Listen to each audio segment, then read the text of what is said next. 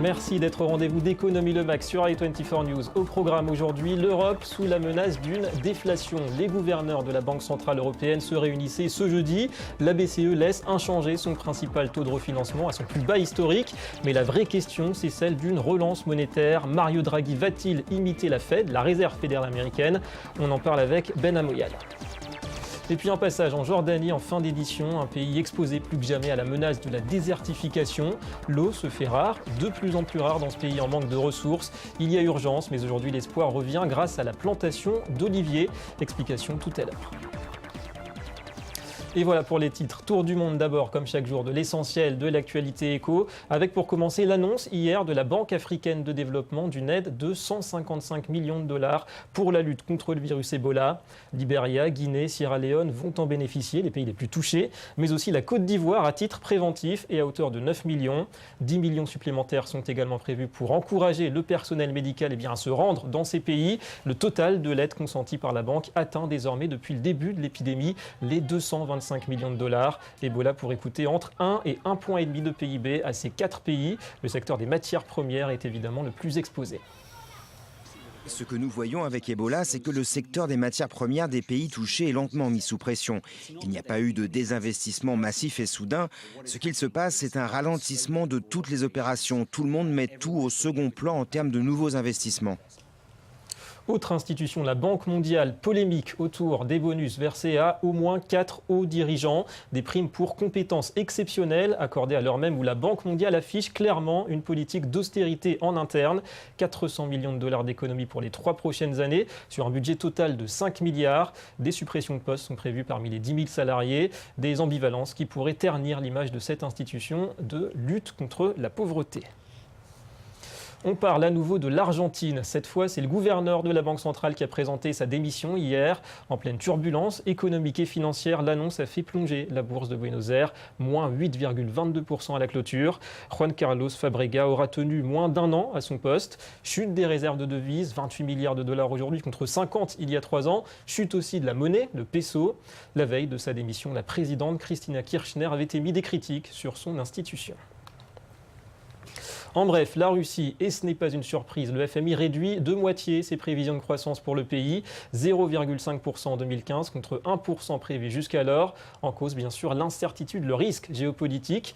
Moscou s'éloigne des marchés occidentaux. Une confirmation, la bataille sanctions contre embargo coûtera cher à la Russie dans un contexte en plus d'inflation.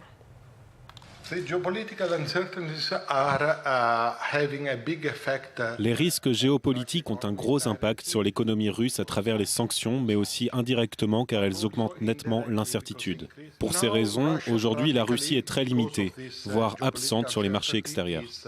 Dans le même temps, l'incertitude rend les investisseurs très réticents à l'idée d'investir en Russie. Notre prévision de croissance pour cette année reste à 0,2%.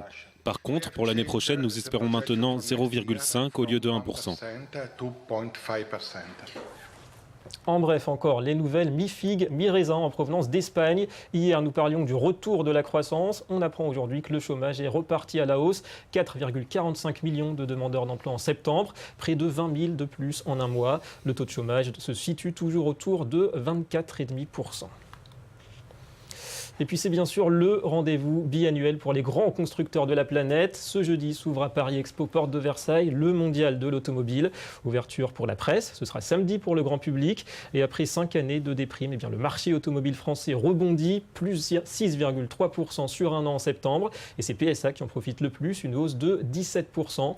Parmi les stars de ce salon 2014, la nouvelle Passat de Volkswagen ou encore le nouvel Espace de Renault. Portes ouvertes jusqu'au 19 octobre.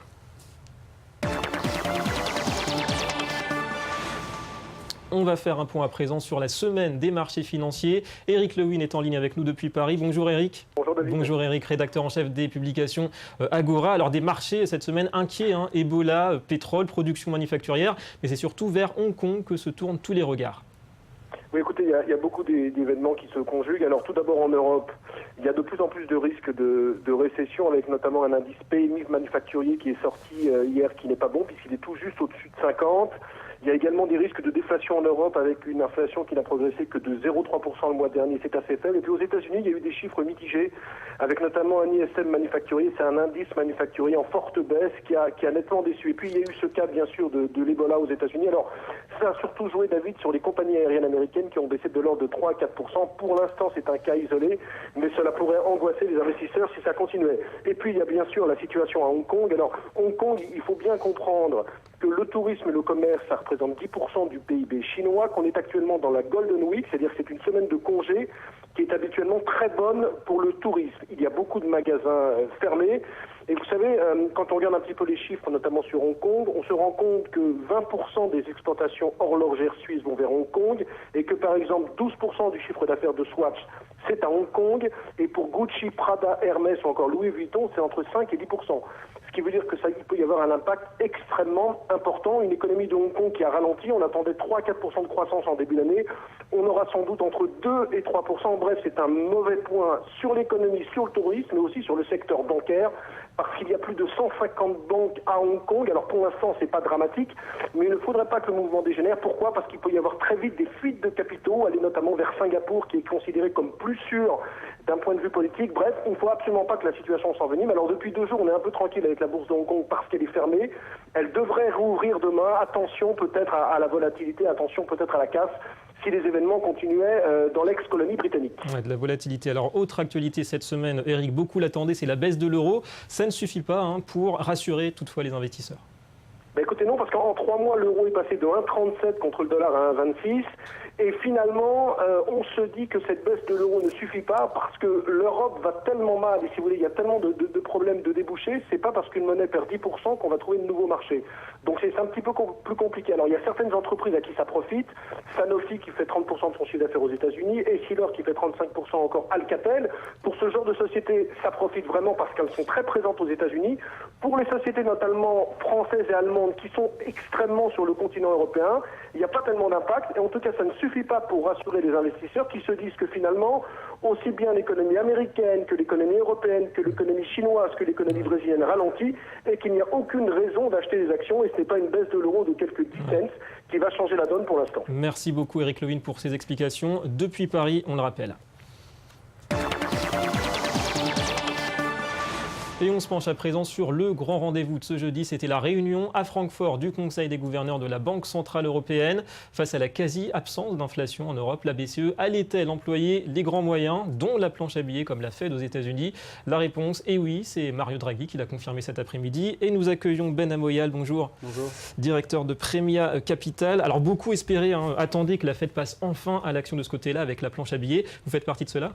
Exact. En tant qu'investisseur, en tant qu'acteur du marché, on attendait tous qu'il y ait une réaction de l'Europe. Elle était un peu en lag, elle était un peu en retrait par rapport à ce qu'a déjà fait les États-Unis. Donc on attendait bien entendu cette conférence de presse de Mr Draghi. Ouais, alors concrètement, comment ça va se passer? La BCE va passer, on le sait, par les banques, pas forcément comme le fait la Fed, pour alimenter l'économie. En quoi justement ça va différer de ce qui se passe du côté de l'Amérique? Ça va être un peu les mêmes mécanismes. Le seul point sur lequel je m'interroge, c'est comment ça va être répercuté dans l'économie réelle. C'est-à-dire que il est très probable que donc la BCE va dire ok, on va commencer à racheter de la dette, des ABS, etc. On va même donner du crédit quasiment sans taux d'intérêt à zéro. L'idée, c'est comment les banques elles-mêmes vont pouvoir le répercuter pour leurs clients. Mais c'est toujours la même question. Alors les beaux discours, et je le répète souvent, mais dans l'économie réelle, quel va être l'impact? Il y a des doutes sur l'efficacité de ces politiques. D'ailleurs, c'est pareil au Japon, avec beaucoup de planches à billets depuis plusieurs années et l'inflation qui reste désespérément faible. Exactement, parce qu'il n'y a pas de la jonction qui est faite avec l'économie réelle, avec les entreprises. Donc les entreprises ne vont pas emprunter plus pour créer de la croissance, pour employer. Le seul point sur lequel il va falloir travailler, c'est sur le côté fiscal. Ouais. Avec beaucoup de réformes en cours et en préparation. Alors, on est d'accord en tout cas pour dire que ce recours de la BCE aujourd'hui, c'est un petit peu l'urgence. Ça veut dire que rien ne va plus du côté des indicateurs économiques, l'inflation, on l'a compris, et puis aussi la production. En fait, si vous voulez, quand on utilise des mesures, ce qu'on appelle non conventionnelles, c'est que toutes les mesures qu'on a essayées avant n'ont pas fonctionné. Alors, on a baissé les taux au maximum pour juguler l'inflation, pour la faire remonter un petit peu, parce que je ne vais pas vous rappeler les mécanismes de l'inflation, tout le monde les connaît, mais en fait, il n'y avait plus d'autres solutions. Donc, la seule façon qu'on a pour pouvoir agir sur cette inflation qui ne veut pas remonter... Et d'ailleurs, vous pensez que ce n'est pas trop tard ? Non, c'est pas trop tard. Si derrière les banques jouent vraiment le jeu et continuent à prêter aux entreprises, commencent en tout cas à prêter aux entreprises, moi je vois pas c'est jamais trop tard. Ouais, alors dans les milieux financiers que vous connaissez parfaitement, comment on perçoit ce signal? Est-ce que ce sont les actions d'abord qui vont en profiter? Et puis qu'est-ce qui va se passer aussi du côté des taux d'obligation, des taux obligataires? Alors les taux, en ce qui concerne les taux, les taux ils vont continuer à rester bas, je pense encore pendant un an et demi. Je suis pas un spécialiste macroéconomique pour vous dire comment ça va se passer, ça va beaucoup dépendre des opérateurs et c'est eux qui vont jouer sur ces taux-là. Par contre, ce que je peux vous dire, c'est que tout le monde est attentiste. On attend de voir dans les faits comment ça va se passer, comment pratiquement, si vous voulez, ça va se réaliser cette opération de QE. Concret, ouais. Et au niveau de l'euro, est-ce qu'on peut s'attendre à ce qu'il baisse pour de bon cette fois-ci? Alors, moi, techniquement, ce que je vois, c'est une barrière déjà à 1,25. Si on arrive à casser ces 1,25 et on pourra redescendre sur les 1,24, 1,23... C'est le taux naturel. Le taux naturel, c'est d'après ce que les économistes, si vous voulez, le consensus pour qu'il y ait un équilibre au niveau mondial entre l'euro et le dollar, c'est aux alentours des 1,25, 1,26. Donc on est à ce niveau d'équilibre. Il faut que... après, la question, c'est est-ce que les États-Unis, les Américains vont laisser l'euro baisser autant? C'est ça la question. Merci beaucoup Ben Amoyal pour toutes ces explications. On s'intéresse à présent à toute autre chose. L'avenir du Moyen-Orient, c'est aussi l'avenir de l'eau. La Jordanie fait face à la menace de la désertification. 200 millilitres d'eau par an seulement. C'est ce que reçoit en moyenne 90% du territoire du royaume hachémite. Et en parallèle, des accords sur l'eau conclus récemment avec Israël et les Palestiniens. Eh bien, l'une des solutions réside dans la plantation d'oliviers. Exemple dans la banlieue d'Amman avec ce sujet d'Anthony Lesme. Des arbres pour lutter contre la désertification en Jordanie, c'est l'objectif de cette association de protection de la nature. Fin septembre, 150 personnes se sont portées volontaires pour semer des oliviers dans la banlieue d'Amman. Nous sommes venus ici pour planter 500 oliviers pour aider les 25 000 habitants de la région. Cette zone est délaissée et manque de ressources. Plusieurs études ont montré un risque de rapide désertification lié au changement climatique. Aujourd'hui, 90% de la Jordanie reçoit seulement 200 millilitres d'eau en une année. Une menace pour les besoins alimentaires et l'économie du pays. Le territoire jordanien n'est couvert que par 1% d'arbres et ce ratio diminue chaque année. Nous sommes donc venus ici pour planter des oliviers qui sont des arbres fruitiers et contribuent à la sécurité alimentaire. Le royaume hachémite a pris conscience du problème et pris plusieurs initiatives. La plus retentissante concerne l'accord conclu avec Israël et l'autorité palestinienne en décembre dernier. La création d'une usine de désalinisation dans le golfe d'Aqaba. Elle devrait alimenter dès 2018 l'État hébreu, les territoires palestiniens et la Jordanie. En échange, Israël doit du Jourdain transférer de l'eau pour le nord de la Jordanie. Entre-temps, la Jordanie doit faire face à une année de grande sécheresse et aux besoins notamment en eau de 1,3 million de réfugiés syriens. Les défis qui ne manquent pas du côté d'Amman. Et le Media Watch, c'est tout de suite. Et on va reparler de bourse dans cette revue de presse avec une alliance anti-Bloomberg. Bonjour Johanna Citruc. Bonjour David. Alors plusieurs banques se sont associées pour la circonstance. Effectivement, il y a les plus grandes banques, donc Goldman Sachs, JP Morgan, Credit Suisse ou encore Citigroup. En tout, 14 des plus grosses banques du monde se sont alliées pour acheter et développer Perso. Alors Perso, qu'est-ce que c'est? C'est une messagerie qui fournit des informations économiques aux acteurs, aux professionnels des marchés financiers.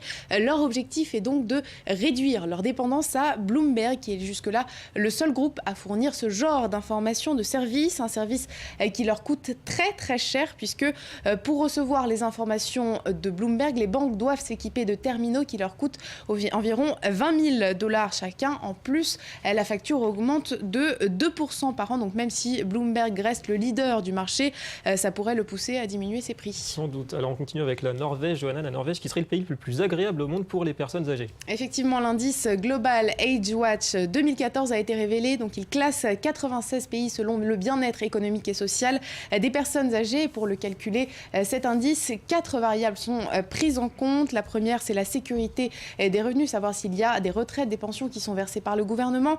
La deuxième, c'est l'état de santé général de la population. La troisième, les capacités, donc si les personnes de plus de 60 ans travaillent ou sont en formation. Et la quatrième variable, c'est l'environnement. Donc, ça tient compte de la sécurité, de la liberté, de l'efficacité l'efficacité des services ou des transports publics, etc. Et résultat, on obtient une carte qu'on doit voir à l'antenne. En vert, on a les pays les plus accueillants pour les seniors et en rouge, on a les pays dans lesquels il est le moins agréable de vieillir. Et c'est donc la Norvège qui arrive en première position. Ensuite, on a la Suède et puis la Suisse. La France est 16e, Israël 18e et c'est la Cisjordanie, le Mozambique et l'Afghanistan qui occupent les 3 dernières places du classement. On termine, Johanna, avec Ebola. L'apparition du virus aux États-Unis pénalise déjà le secteur aérien et aussi les loisirs. Effectivement, le premier cas du virus Ebola qui a été détecté aux États-Unis, ces résultats, les investisseurs ont peur et les marchés américains ont clôturé en baisse hier, moins 1,4% pour le Dow Jones et moins 1,59% pour le Nasdaq. Les valeurs les plus touchées sont les actions des compagnies aériennes. Donc American Airlines a perdu plus de 3%, Delta Airlines près de 3,5% et aussi les actions du secteur des loisirs. Disney, par exemple, a chuté de 1,73%. Et la raison, c'est que dans les avions ou les parcs d'attractions, il y a beaucoup de monde, beaucoup de nationalités différentes, donc ça augmente les risques de contagion. Merci beaucoup, Johanna, et à très bientôt. À bientôt. Et fin de cette édition d'Économie le Mag. Merci de votre fidélité. La suite de vos programmes, la suite de l'info, c'est tout de suite sur i24 News. Restez avec nous.